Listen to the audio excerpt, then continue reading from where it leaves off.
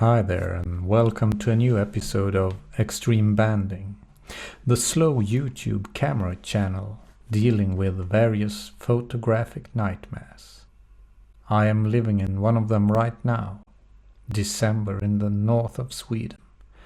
Weather is so-so and the sun never rises.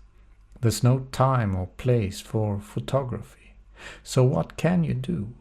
Think about which all-mechanical rangefinder camera with a cost below 1,000 euros you would like to use for the rest of your life, perhaps. Hi and welcome to another episode of Extreme Banding. Here we are with a camera that changed rangefinder photography forever, almost as influential as the Barnack. Found for a price just below 1,000 euros, and by that it found its way into this series. As you can see, I am talking about the iconic Leica M3. In Canon's website about its history, they have the period 1946 until 1954 listed as the golden age of rangefinder photography. A time when many rangefinder cameras were quite similar, and Canon themselves had cameras equal to its German competitor. As the SLRs and launch of the Nikon F in 1959 is often considered to be the death of the age of rangefinder cameras, Canon claimed that it started much earlier, in 1954 at Photokina in Köln, when Leica presented the Leica M3 to the world. Apparently, the Canon engineers were in shock and realized they would never be able to make a camera with such precision and such a nice viewfinder.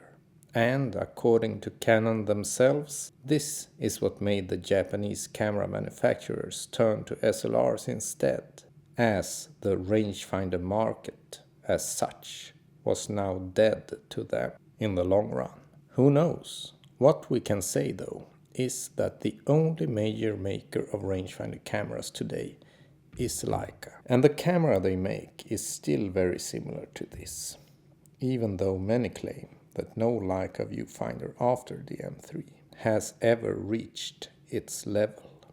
Now, let's have a look at this camera. First, just looking at it, you can see that it is a well thought out design with a clean line at the top, perfectly flat like this, and size and weight is pretty standard for rangefinder cameras at about 138 x 76 x 32. The viewfinder rangefinder is combined with a wide base length. Still, it is very intuitive to hold. As I go through in the M2 video, Leica managed to move the rangefinder system a bit to the left. Could be kept long while still not being disturbed by your finger when gripping the camera, as opposed to cameras with similar base length, such as the Fed 2, where your finger gets in the way, or the Sorky 5 and Sorky 6, where they moved the shutter button to this side. You know, on the Fed 2 it is here, and then you kind of hold it like this, compared to the Leica, where you also move the shutter button a bit. It is very natural to hold it like this and not interfere with this window. From looking at it and holding it, it is a triumph in terms of design. Other nice additions were the winding lever, which is probably the nicest ever, similar to the one in the M2. This is the single stroke version, and it is said that the double stroke is even nicer, but it is difficult to imagine a much nicer winder, to be honest. The one coming closest to these Leica cameras from the ones I have tested is the Minolta Super A. The shutter button has moved a bit to the front, which also adds to the nice feeling of holding it. There's a very nice auto resetting film counter, something you won't get on the M2. One big upgrade, and something many other manufacturers at the time did not have, was a shutter speed dial containing all speeds at the top, and that does not rotate when winding and firing the shutter. The dial in itself is also a very nice design, and it is very sleek and follows the silhouette of the camera very nicely. Rewinding, still a knob, but a very nice knob, and as with everything else on the M3, very good looking. A new bayonet mount was also introduced with full compatibility with the older screw mount lenses, and it is a very nice bayonet with auto-selecting frame lines from the lens you mount. There is also a frame line preview button here at the front if you want to see other frame lines than on the lenses you have just mounted. So truly a revolution there. Film loading was modernized. No more so-called bottom loading. They introduced this flap at the back. Put it like that.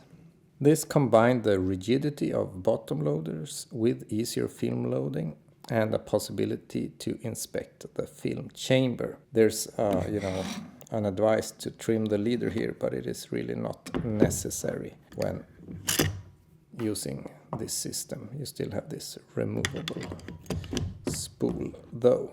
And when looking at the back, you can also see part of what makes this camera special, the very, very big eyepiece. The viewfinder did strike awe at the time and still does. A 69mm base length and 0.91 times magnification with parallax corrected frame lines for 50, 90 and 135mm built in. Effective base length was 63mm, rivaling the Contax 2. So this camera is able to focus a 135mm f2.8 lens comfortably, wide open. Reading about the specs, I thought the magnification would be too high for my taste, but I was pleasantly surprised. And a finder is not just the specs, it is also the clarity and contrast and quality of the rangefinder patch. Let's now have a look at this wonderful viewfinder with comparison to the finders from a Leica M4 and Leica M240. And here's the legendary finder of the Leica M3 with its 50mm frame lines. When I first read about this finder, I thought it would be too magnified for me and the frame lines, too much to the edges.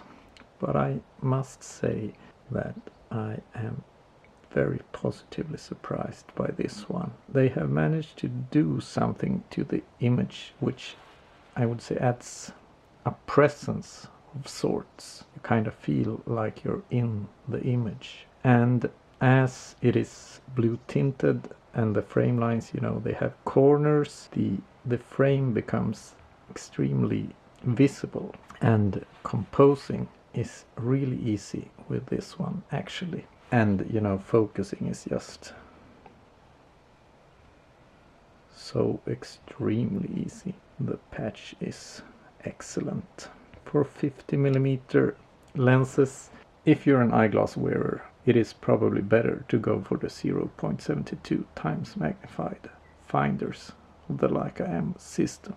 There we can have a look at the other frame lines. Here's 90 and 135. Very, very good for 90mm lenses also, at least. You can use the Leica M3 with both eyes open, but it is not as easy as on the one-to-one Japanese finders, for example. Here is the viewfinder of the Leica M4 with its 50mm frame lines. As you can see, it is a non-cluttered view, as they call it. The viewfinder image is a bit blue tinted and is not the brightest out there, but a little bit brighter than the M3, though with lower contrast, I would say. The rangefinder patch is in Leica M style. Very, very visible and nice. Focusing is very, very easy to do. You can see some beginning of separation in the rangefinder patch, which is always something to look out for in these older M cameras, as that might be an expensive and sometimes not even possible repair. If you're an eyeglass wearer, these frame lines are much easier to see. The eyepiece is smaller though. it is larger on recent Leica M bodies, so the eye point is even better on those. These are the 35, and the difference from the M2 is most that there are extra frame lines in the center of this one for 135, I think. As you can see, the frame lines are really at the edges. I think it's a pretty good representation what you see here. For me, I think it is, well, I see less of them when looking through the viewfinder than I do here. And as I've said before, this is different and you really have to try for yourself, because many people think this is ideal for 35mm photography, while I think the frame lines are too far to the edges to be comfortable to use. I'd rather use an external finder or a finder with hard edges, such as the one in the Yashica YF. And then of course you have these 90mm or what it is. As you can see, pretty small frame in the center, but a lot bigger than this one in the center. So to conclude, I would say nice frame lines for 50, for me a bit wide for 35, but overall one of the better rangefinder finders you can find, even though it is maybe not the best Leica M finder. As a reference here you have the viewfinder of the Leica M240 for a modern Leica M finder, and as you can see it is brighter with more neutral color, and the rangefinder patch is much smaller than on the M3, and the magnification of course is 0.72. It has better eye point than the M4 because the eyepiece is larger, and the frame lines are now electronic, looking like this, 50 and 90 I guess. So that is what you could call a more cluttered viewfinder than on the M4 and really the M3. And I would say compared to the M3 you get more brightness, but what you sacrifice is the contrast and extreme presence of the M3 finder, where I guess the increased magnification also plays its part. And here are the 35mm frame lines on the M240, and still very much to the edges. Eye point is a bit better, so they are a bit easier to see, but contrary to what I thought, they are a bit wider, very little, but a bit wider than on the M4, so it's almost a toss-up. I would say that the increased size of the eyepiece though gives the 35mm frame lines on the M240 an edge over the M4. So if you're shooting film, I don't know how the MP and MA compare. Maybe they are more like this M240 than the M4. They are anyhow out of my price range. There you have it, some Leica finder comparisons. They're pretty much unbeatable for 50, 90 and 135mm in my opinion, as long as you're not an eyeglass wearer. Is there anything to criticize about this camera then? Or is it just, perfectly perfect? I do think there are a few points. Of course, compared to a Barnack, it is noticeably larger, and that is something we can never get around. So if a smaller camera is what you prefer, you have the answer, right there. But compared to other cameras with a combined viewfinder rangefinder, as many other times before, we'll take this Canon P as a reference. Size is good, more to the smaller end than the bigger in 50s rangefinder cameras at least. And the M3 probably has the nicest ergonomics of them all. One thing that Leica improved upon from the M4 and onwards was the film loading. On the M3 you open the back, pull out the spool, put end of the film there, then you put it in, then you wind it on. This makes trimming the leader unnecessary, but that aside, film loading is not much quicker or easier than on a bottom loader. And there is a price to pay for this flap on the back in the form of increased thickness. Film loading was made a bit easier on the M4 and onwards. Don't know if you can see this here, but it's there's no spool to take out of this one. On this M3 there is of course a removable spool. So with this upgraded version you just put the film in, and in between these prongs, or I don't know the proper word for this, and then you just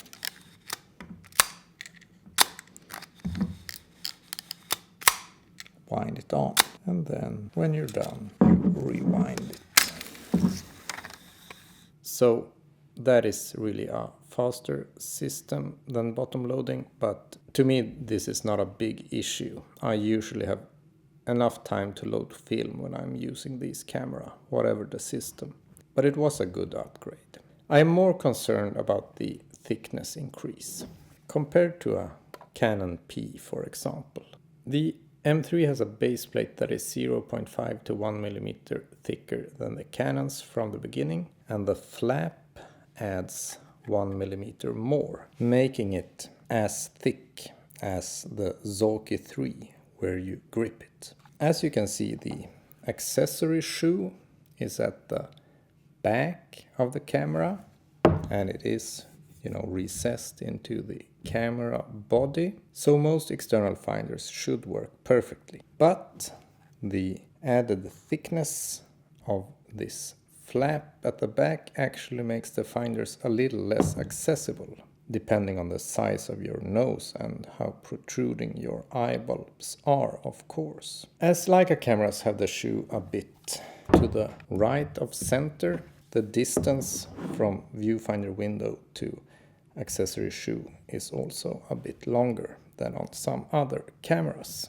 I mean, here you can see on the Canon P, Leica's own external finders, I think all of them protrude a bit at the back and makes up for this problem. But these small Voigtlander metal finders do not. Unfortunately then, I would say they are not the perfect fit for Leica M cameras. At least that is how I feel. On these Barnacks, for example, they are exactly flush to the back of the camera and you can get your eye to them quite easily.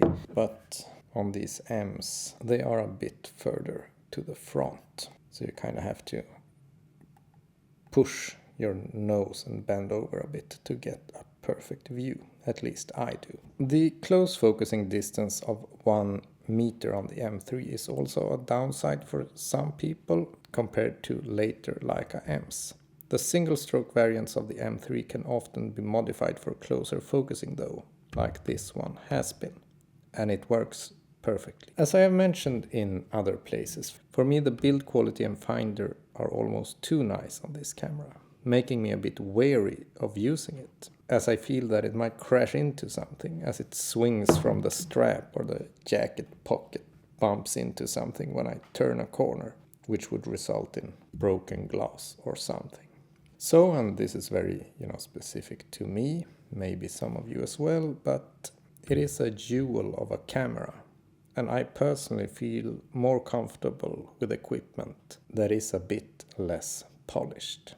Compared to the Leica M2 and M4, first off, the M4 has improved focusing distance, focuses down to 0.7 I think. Compared to the M2, I would say the M4 is not as pretty, with these plastic details here, a bit different look. A plastic winding lever, this detail, and as on this camera it can become a bit loose. Of course you can glue it in place again.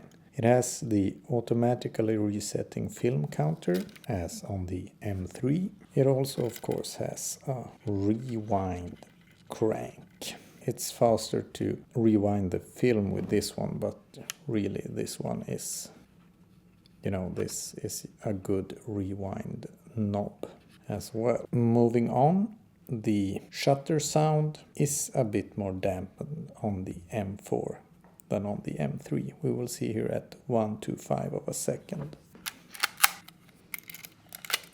M4, M3.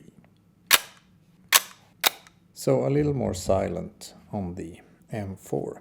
And winding then, well, on the M3 it is just as on the M2, which is a wonderful experience. On the M4, well, I would say it is basically in the same league. Supposedly the dual stroke M3 is even smoother than this single stroke M3. I haven't tried, so I don't know, but it is just really, really good. Looks, I would say, are better on the M2. Many people prefer the M3, but I think the M2 is prettier than both of these. That's just my opinion though. Anyhow, some details that added practicality, such as this one, but maybe on the cost of some looks. And a bit more silent shutter. But the real advantage, as people say, to this M4 is the film loading system. This one is a little bit pricier than this one, but the main difference between these two cameras is, of course, the viewfinder. It is mostly a matter of what focal lengths you use. For me, the viewfinder of the M3 is the best built-in finder I have ever used for a 50mm lens, as well as 90 and 135mm. It is darker than the other M's, but the contrast is wonderful and there is a presence to the finder. And the unrivaled frame lines for 50mm that you just won't find in any other Leica M, and in no other camera I have tested either, is really inspiring for taking pictures. If you're an eyeglass wearer though, you are probably better off with a 0.72 times magnified Leicas. Compared to those, the M3 lacks frame lines for 35mm as well. As I have said earlier though, personally I think that 35mm lines in the 0.72 times magnified Leicas are too wide for comfortable use. But most people seem to think they are perfect. So that is just something everyone has to try and decide for themselves. The M3, as it is kind of a benchmark camera, also features in the Nikon video. And if you want to see it compared to the Nikon SP, you can have a look there. To conclude, if you want a rangefinder camera with the best design, best build quality, best winding, best viewfinder, you shoot 50, 90 and 135mm lenses and do not use eyeglasses. The Leica M3 is probably the camera for you.